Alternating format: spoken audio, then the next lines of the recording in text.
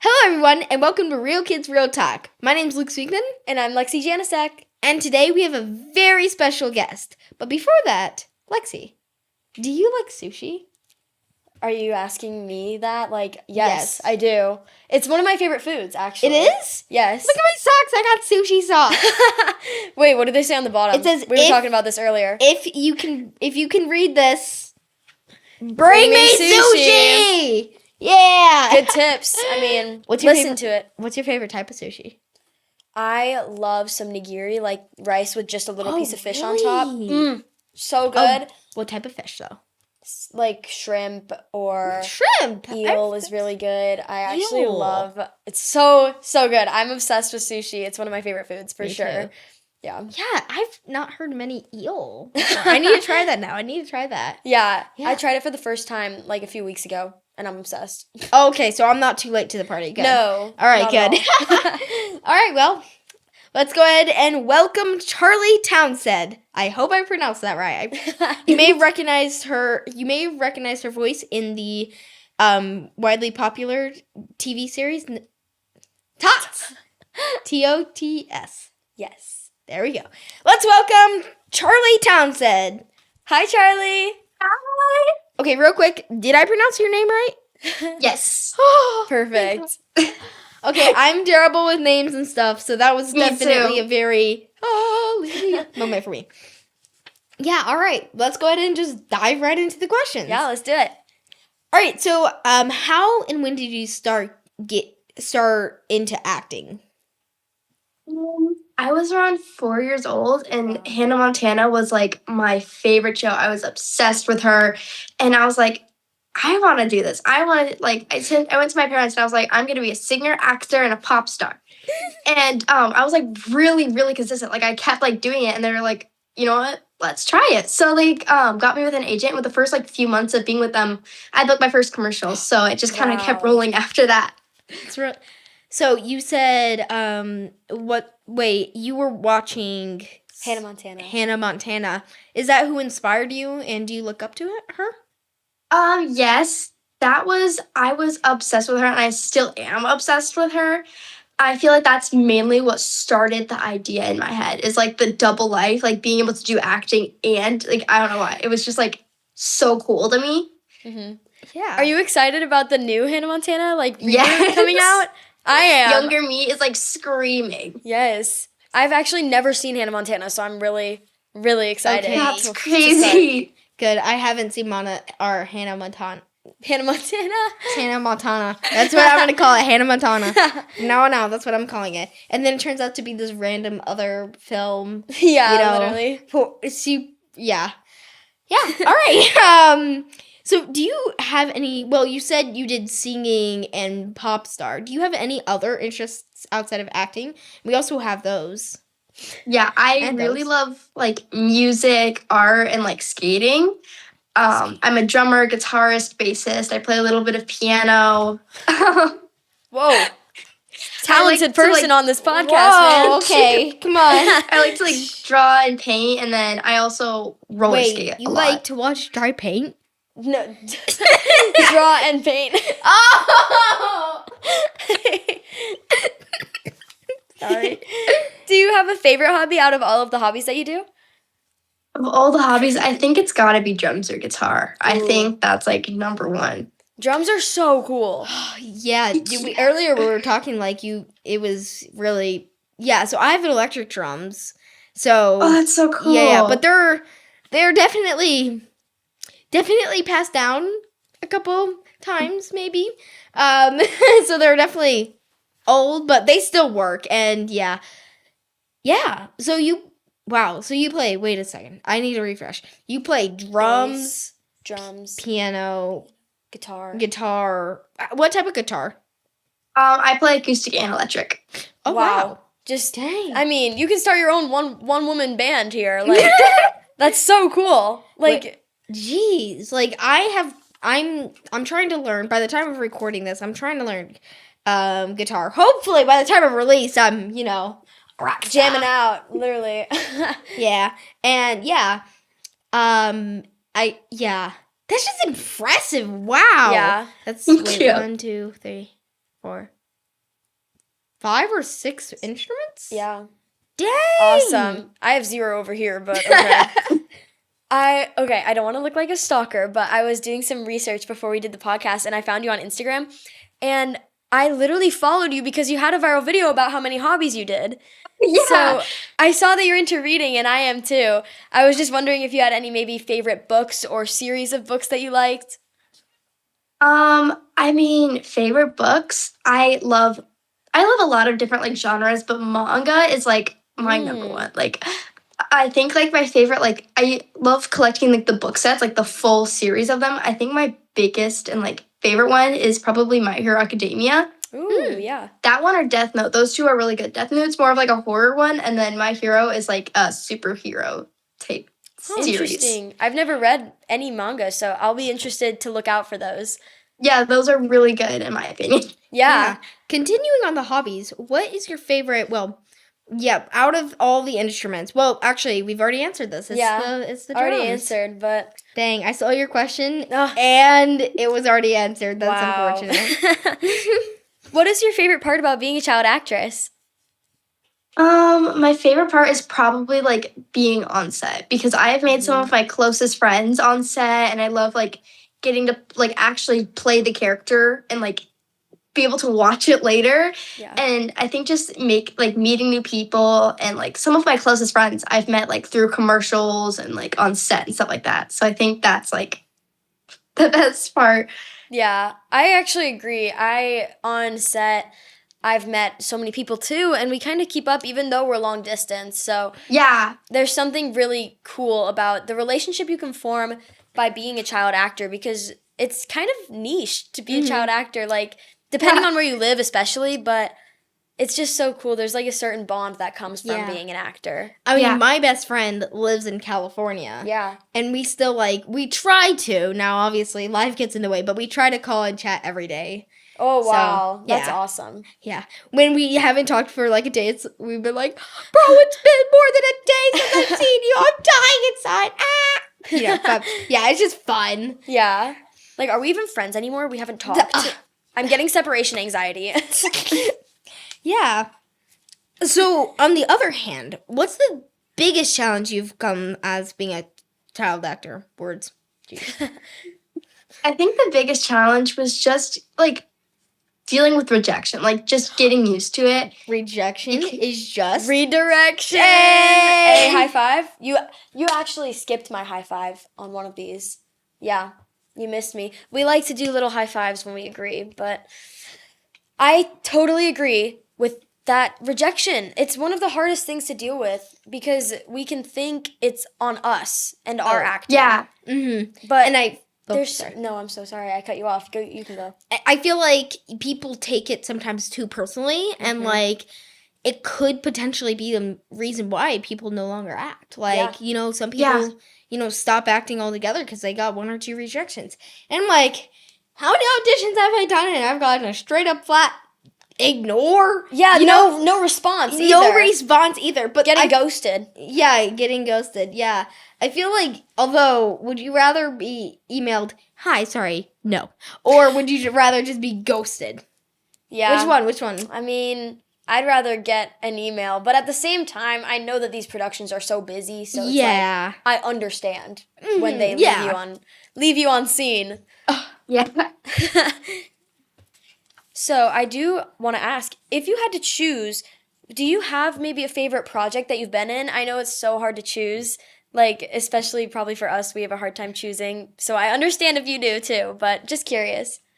That's hard. I think it might have to be the Orville. I think that one was just so fun to film, the hours, in the makeup chair, and just like, I don't know, everyone on that team was just so amazing, and it was just, I think it was the best. Yeah, that's so cool. So did you say you spent hours in the makeup chair?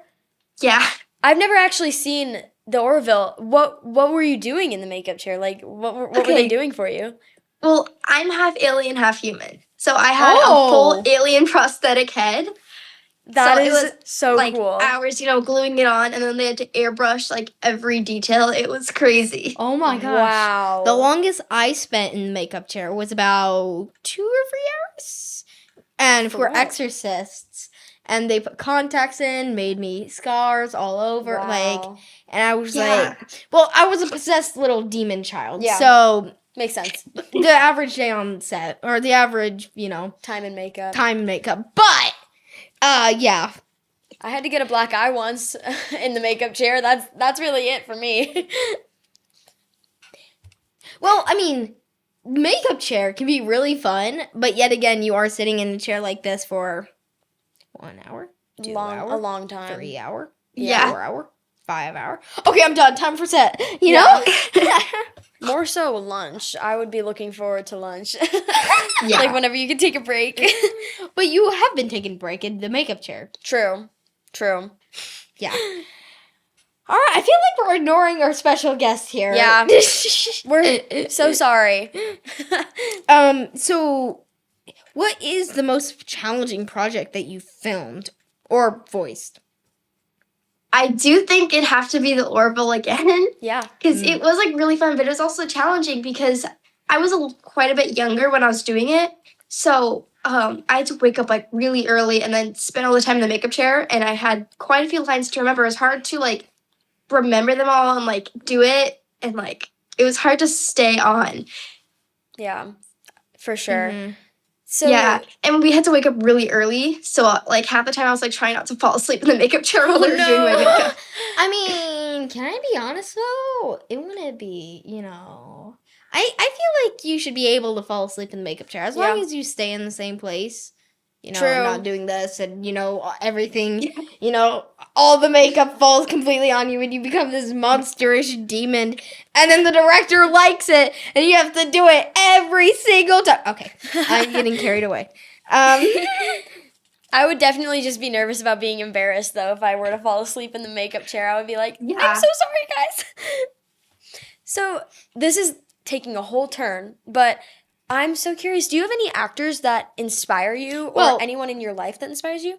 In the very beginning, she said, Oh, right, Hannah Montana. Hannah Montana. Yeah. Yeah. Yeah, I already Alright. asked that question. Well, answered that for us. Alrighty, baby. So I guess that's me now. Yeah. So do you prefer camera or voiceover work? Personally, I find it hard to do voiceovers because I act mainly for my eyes. Really? I love voiceovers. I think Really? voiceovers are so much fun. What do you think? I like voiceovers, but I definitely would have to pick in-person acting. I think I have an easier time like showing emotion and like doing it better because I like voiceovers, but like it's hard to show a certain emotion sometimes, like just through your voice, in my opinion. True. I agree with that. That's why I prefer on-screen acting. Now, to be fair, every Yeah. so often I'll do, voice acting, but yeah. Yeah. Very valid. So as of 2026, you've been acting for 10 years. What is the biggest lesson you've learned as your time as an actress?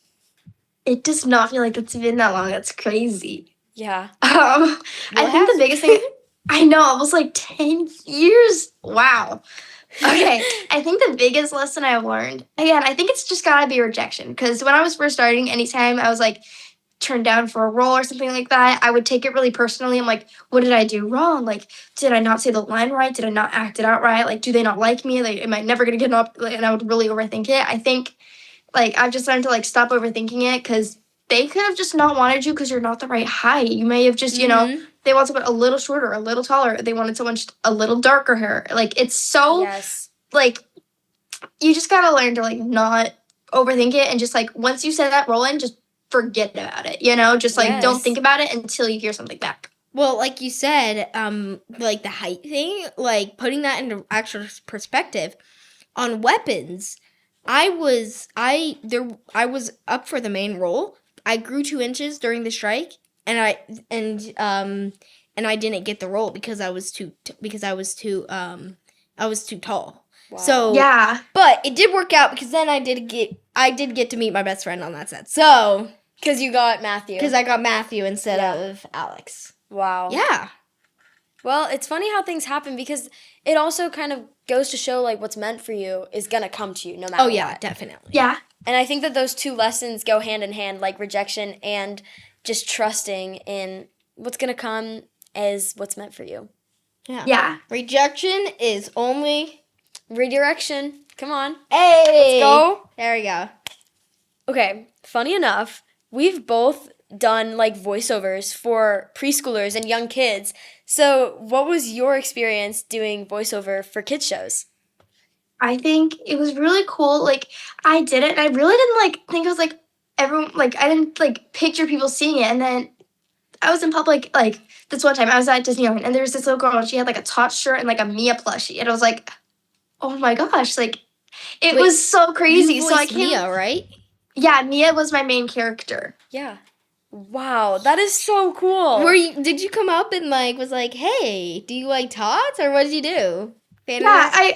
I was like, oh my, I was talking to my mom. I was like, oh my gosh, look, like she like has Tots merch. Like, do I walk up to her? And she goes, go for it. So I was like, it was only like a little bit after, it was only like after it came out. So I was like, I still had the voice really well. I can't do it as well now because my voice isn't as high, but I Yeah. can still do it pretty well then. So I came up to her and I like talked to the mom first. I was like, hi, like, does your daughter like Tots? And she goes, yeah, it's like, she loves that show. I'm like, well, like, can I, like, is it okay if I go, like, talk to her? Because, like, I voice the character that she's holding. And she goes, oh my gosh, no way, yeah. So her mom, like, walks me over to her daughter, who's, like, a little head now. And she goes, look it's Mia. And she points at me and her daughter's like, what? And I do the voice and she goes, oh. And she's, like, all happy. And it was, like, so cute. That is I love fan awesome. interactions. I love fan interactions. That is so fun. That is Yes. really, really cool. Especially because it's hard to be recognized for a voiceover because you look nothing like your character. Yeah. That is such a cool experience. Wow. Wow. Yeah, so on the topic of Tots, you played 6 characters. Yes. Wow. How did you differentiate the voices? I probably Each stole one. your question. I'm Yeah, so you sorry. just did. How dare you? Actually, no. That was your question. Oh, well, perfect. But how did you, like, make sure that you could differentiate the voices so that the audience couldn't tell that it was you? Well, it was really fun to play around. Me and the main person I was working with voices, it was just fun because it wasn't like mainly worrying about a voice. We would just play around with a bunch of different ways to say it, and then they would pick. Like, I did one where I like stuck super low and I would go super high. It was just like I just played around with it, and it was really fun getting to do all these different characters. Yeah. And it was hard to remember because I did get called back for some of like the characters to do like different episodes. And it was really hard to remember what voice I did for what character. So they would have to like play an old line for me to remember which way they chose that one character. Wow, that's so funny.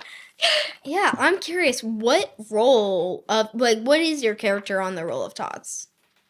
Well, I've voiced many different characters on there, but my main one was Mia, the like little orange cat. Oh. Wow, that's fun. Do you have like a favorite episode that you filmed or a favorite character that you did?